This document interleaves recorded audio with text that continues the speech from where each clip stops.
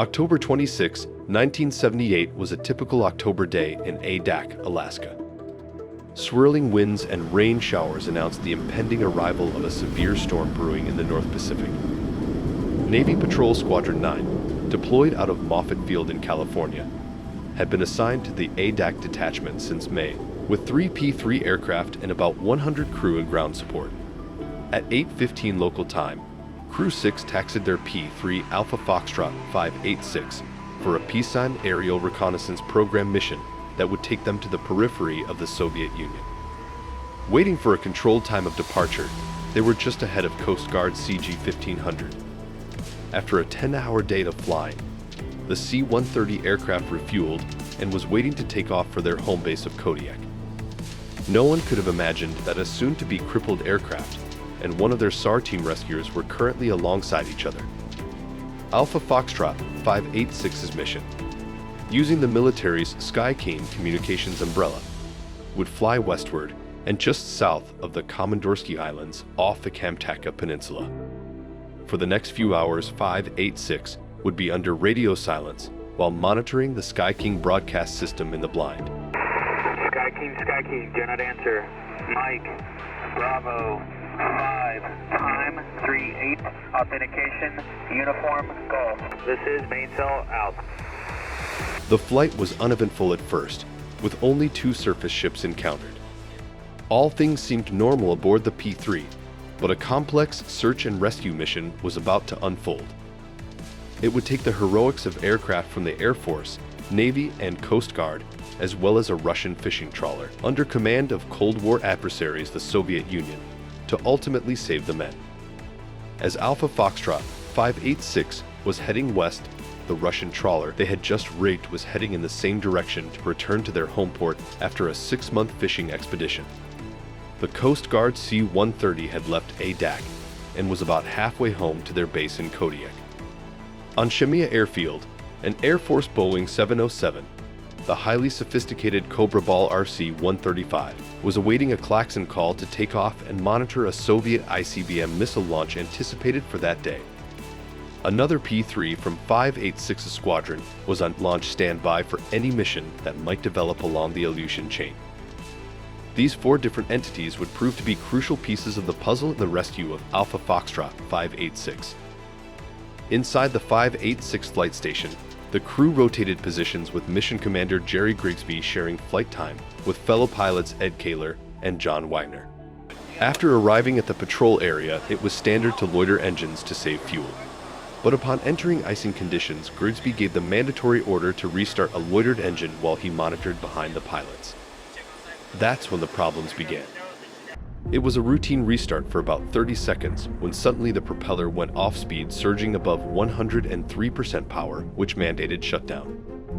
The crew pulled the emergency E-handle to feather the prop with no success. 586 had a runaway prop that would eventually lead to a gearbox failure. As the flight crew wrestled with the confusing indications in the cockpit, back in the tube, the tactical coordinator Matt Givens prepared for a possible emergency by breaking radio silence and advising Elmendorf Airways that Alpha Foxtrot 586 would be aborting their mission with a propeller malfunction and heading to the nearest airfield, which was Shemya Air Force Base, about 2+ hours to the northeast of their present position. Elmendorf, Alpha Foxtrot 586, we're a Papa 3 aircraft. We have a propeller malfunction at this time. Present position 5222 north, 16430 east. Our altitude is 11,000 feet. True airspeed 154, ground speed 194. We are diverting direct to Shemya at this time, over. After turning the nose to Shemya, a warning horn indicated a fire in the engine 1 gearbox. Quick action extinguished the first fire as pilot Jerry Grigsby wrestled the crippled aircraft down to 10,000 feet. But it became quickly apparent to TAC-O Matt Gibbons that at their current ground speed, it would take more than 2 hours to get to Shemya. With a runaway prop increasingly tearing itself apart and a second fire that could burn into the wing fuel bladder, Alpha Foxtrot 586 was a flying death trap with very few options. At 1400 local time, the CG-1500 was monitoring airwaves and aware they might be called to help in the rapidly developing problem. They were nearly at Kodiak when they were directed to return west to Adak, refuel, and await directions on how to assist. We were right at Sitkinak Island on the south end of Kodiak. We were 20 minutes from landing when we got the word to turn around, and Bill asked me how far away is that. So I laid it out on the chart. It turned out to be 1,310 miles. I remember that clear as a bell. And we had to go back 800 miles to get gas at Adak. We weren't going to be able to stay airborne long enough. We knew that. It was going to be a long night. Knowing they were running out of time, the Alpha Foxtrot 586 crew members in the back of the crippled P3 put on their survival suits and began emergency destruction of crypto gear and the shredding of classified documents. They were diligent in their tasks, indifferent to the possible dangers during their agonizingly slow progress to divert to Shemya Airfield at the far end of the Aleutian chain. TAC-O Matt Gibbons issues another Mayday call to Elmendorf as the crew members took their positions for possible ditching. Mayday, Mayday, Mayday, Alpha Foxtrot 586. We are ditching. 155 on board. 3 orange life rafts. 3 orange life rafts. Over. 586, Elmendorf, roger, copy. The fire extinguished itself, and the ditch was postponed for a while longer. The interval between the second and third fires was less than the first to second, virtually assuring that another fire was imminent. At that point, flying at 500 feet, the onboard radar operator found one of the ships they had identified earlier, directing the pilots to fly straight toward it. Gibbons also radioed Elmendorf to request status of possible SAR aircraft. Elmendorf indicated they would check on SAR status when VP9 Ready Alert Navigator Dennis Meddy interjected the conversation. And I knew the inertial still probably had, 5-6 minutes to go, but I just jumped up on the radio and said, hey, we're rolling now, we're going to be looking for you. And of course I've heard after the fact that they had that up on the PA system in the aircraft, so they heard me talking to them, which I guess helped a lot on the aircraft. The Alpha Foxtrot crew was encouraged someone was coming to assist. However, a very real possibility of propeller gearbox disintegration prompted remaining crew to don survival gear with the prospect of a controlled ditching. Their only hope was to proceed as far as possible until another problem developed, which it did in short order. One more fire warning horn sounded, prompting the use of the final extinguisher into the degraded gearbox of engine number 1. Any more fires would prove fatal to the aircraft and certain death to the entire crew. Minute by minute, they were running out of options. Then came the anticipated but very much unwanted fire that sealed the fate of the P3 and its crew. Jerry Grigsby turned his airplane into the wind and descended towards the sea. Elmendorf, Alpha Foxtrot 586. Mayday.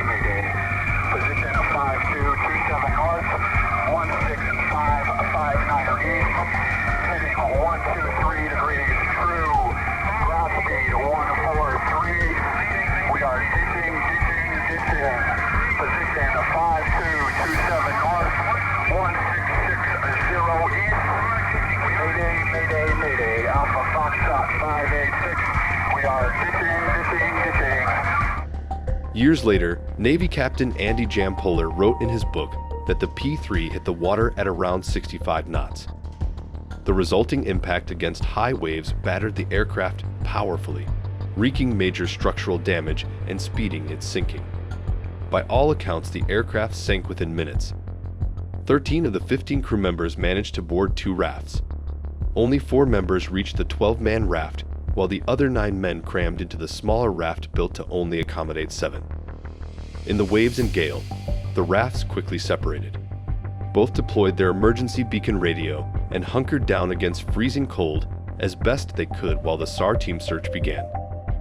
In an incredible decision by the Air Force Cobra Ball commanders, they canceled the planned Soviet missile recon mission and diverted their $500 million aircraft to do a search and rescue for the ditched Navy P3. The pilot in command of the Cobra Ball RC-135, Cliff Carter, turned his aircraft to the southwest, flying to a point that was literally 1,000 miles from nowhere. Air Force Cobra Ball Mission Commander Alan Feldkamp directed his navigators to construct hand-drawn charts to the reported P3 ditch location in the cold waters of the North Pacific. Using a crude form of balancing nulls received by 2 onboard direction-finding antennas, they pointed the aircraft to the ditch site, which led precisely, almost incredibly directly on top of the rafts in the low clouds, high waves, and gales. When we got fairly close to the area, we started picking up an emergency locator beacon. Now, the operators in the back of the airplane could pick up the frequency, but they couldn't tell you, they couldn't DF it, how to turn or anything like that. But they did have antennas on both sides of the airplane. So what we did was they would punch up a antenna on one side and then punch up the antenna on the other side. And when it was stronger one way or the other, we turned until we got a null or an equal strength, and then that was as close as we could get to where they were at. So we was flying that and descending, and as we came down through the clouds, we were just looking, we had no idea, and the cloud tops were somewhere around 500 feet. It could have been a little bit lower, could have been a little bit higher, but the seas were, looked to me like they were monstrous. Seeing the Cobra Ball RC-135 fly over gave hope to the grateful survivors, who shot flares to confirm their location. Really, we were low altitude. We went down to, I think we were probably 300 to 500 feet, and super rough. There was it reminded me of being in a B-52 where I'd been earlier, low-level missions. You could barely stand up in the aircraft. It was that rough. But we did a search pattern, and it wasn't probably, but we were just down there probably 20 minutes when Bob Rivas, the co-pilot, saw one of the flares slightly to our right, at our 1 o'clock position. I was at a large glass window. Bob called the flare from the crew members, and I could see the flare went off kind of over our wing, actually. And it caught a quick glimpse of the raft down below. Circling the rafts well below their normal operating altitude for more than an hour, the RC-135 climbed to altitude and act as communications relay when the ditched P-3's sister aircraft X-ray Foxtrot 675, the Ready Alert, arrived. What helped immensely was that initial data by the Air Force gave us the initial general location. And then once we got down as low buoy, between a couple of flares and some excellent information from the Air Force guys on datum, we were able to see them visually. You see some rafts, so there's some survivors, but then, I'm kind of thinking to myself that, wait a minute, this is not good. What do we do to save these guys now? 675 now assumed SAR command at 200 feet above their fellow squadron mates. For several hours, X-ray Foxtrot 675 would repeatedly mark on top the rafts and then fly to the Russian fishing trawler, the downed P-3, at rigged hours earlier, the Missin-Yavin. There, they signaled them to follow me, without any confirmed compliance from their political adversaries. Low on fuel, they returned to the ditch site, dropped a SAR kit, including an additional raft, and then swapped positions with the Coast Guard C-130, who arrived on datum just in time. We knew how to do this. We were confident. The only thing I was a little worried about was the actual accuracy of the drop, since we actually had never, in the drills, actually thrown anything out of the plane to see how close we could get to a target. It just went perfectly. We lined that sucker up. We did a couple of practice runs. And Ron called the drop from the flight station, and the aircrew back there just performed like a Swiss watch. It went out just like we had all trained for and like it was supposed to. Unknown to the survivors, this was the same Coast Guard aircraft that had departed Adak earlier that morning heading east. CG-1500 took over as scene commander. With their Allison T-56 engines sounding the same as the P-3 Ready Alert, the survivors were confident that work was still being done to get someone from somewhere to rescue them. But the real threat to the survivors was time. They had been in the freezing waters, high waves, and gale-level winds more than 7 hours. The effects of hypothermia were taking its toll. After verifying the raft's location, the Coast Guard aircraft flew to the Russian fishing vessel Misinyavin to try and establish radio contact using their more elaborate SAR communications suite of equipment and frequencies. They eventually spoke directly with the captain of the Soviet vessel, asking for help to rescue their downed friends. Despite political differences, the plea for assistance was answered. The Misinyavin reversed course and powered on as fast as they could, following the Coast Guard aircraft to the last known raft position. En route back and forth, we dropped smoke flares, which really, they put out smoke, but the big thing at night was they put out a light. So you had a candle to follow. So we spent, about 6 hours going back and forth and talking to that radio man on the Misinyavin. After we established on FM frequency, because they couldn't talk on your frequency, and we could talk to them though. We traded off names, and that's why the captain knows my name and everything, because he must have been in the Radio Shack. And at one point, Manislav was saying, I told him, I said, Manislav, you speak good English. And he came back and he said, Bill, you speak good English too. And when he said that, it just really lightened the whole thing. We all laughed. 12 hours after the P-3 ditched, Soviet fishermen prepared for a recovery of U.S. Navy personnel from a turbulent sea in rough conditions. Американский самолет. It was an American plane. Который вывел на нас точно на первый that плот. Brought them. С людьми. The plane guided them to the first raft. But they were confused and they thought we initially were going to land in the water. And so we explained it's not our airplane, it's somebody else in the water. And then they wanted to know who's in the water. So we just told them friends. It was an agonizing period for the survivors as 3 of the men in the overcrowded raft would succumb to the elements and die, with the lights of the ship in close proximity. 10 men from the Alpha Foxtrot 586 crew were recovered from the turbulent sea along with 3 bodies. 2 members of Crew 6, Grigsby and Miller, were lost at sea. The survivors were taken to the port of Petropavlovsk and into a hospital on the Kamchatka Peninsula. For several days, U.S. and Russian assets continued the search of the area for the missing crewmen with no success.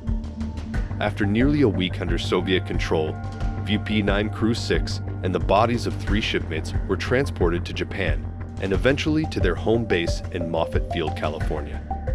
Survivors of the ditching of Alpha Foxtrot 586 will never forget the SAR team members who saved their lives and created a brotherhood forever forged. So many key events throughout that. You know, a key event of a great man who was able to pilot a crippling airplane into the sea. That had never been done, this type of an aircraft. Great men who enabled me to survive in my life raft. Great men, even through Cold War times, are just men just like us that came to our rescue and showed us that humanity is not just your neighbor back home, but it's worldwide.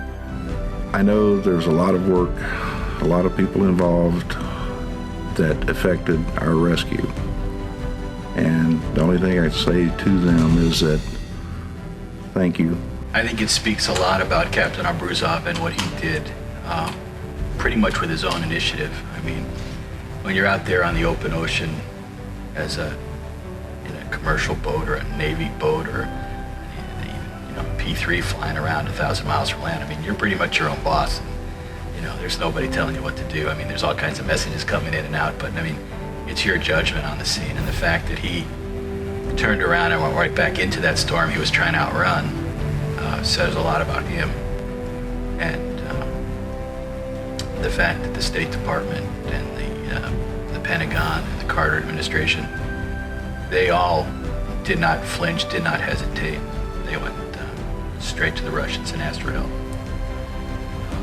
It says a lot about them that we truly weren't expendable. Through these many years since then, these 45 years since then. We stayed in touch. It's been a very, very fulfilling thing. A little embarrassing sometimes when these guys say, well, thank you for saving our life, but you know, I don't know what to say to that except we were glad to do our job, and we wouldn't have wanted to be in that position, but if we had been in that position where they were, we would have hoped that they would have done the same type of job we did, and that's the way it was.